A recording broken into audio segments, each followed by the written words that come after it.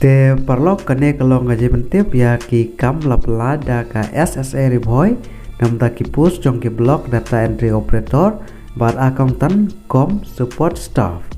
Te pe ya kene ka video hadu ban nakut ngan pensai ya baru ki jinun kam nam ta kini ki post. Te perlo ada PD ibarang thamai ha kene ka channel sewa banai lat ya kene ka video bat kumjuru ban subscribe ya kene ka channel.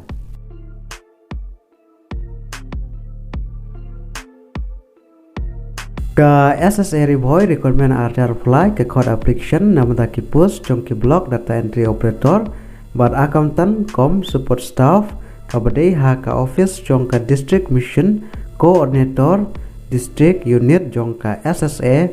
simam riboy district nongpo kabade ha ki post jong ki contractual basis bar cluster ban sumit ya ki application form go jong phi kadai hadu ka khatan tri November arjar arfulai.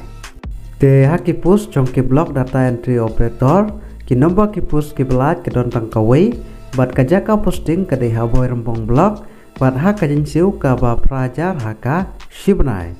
Te haka essential qualification part ki shib me ki belap pendap ya ka kelas 12 pass dan bahkan reunai ke kurs haka diploma computer application kabdeka GCA.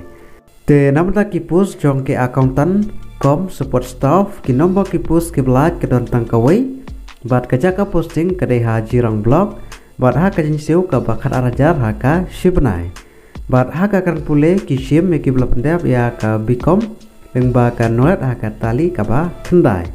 bat hakarta ko phila apply ke dei kat kum ka government jong ka meglia noms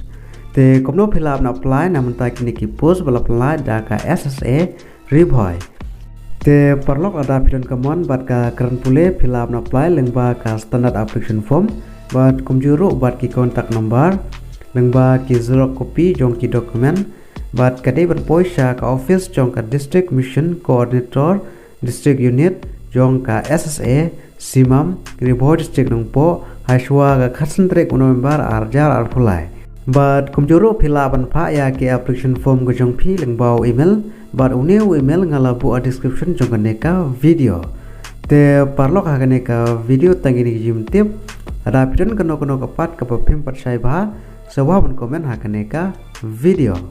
Kublai shibon.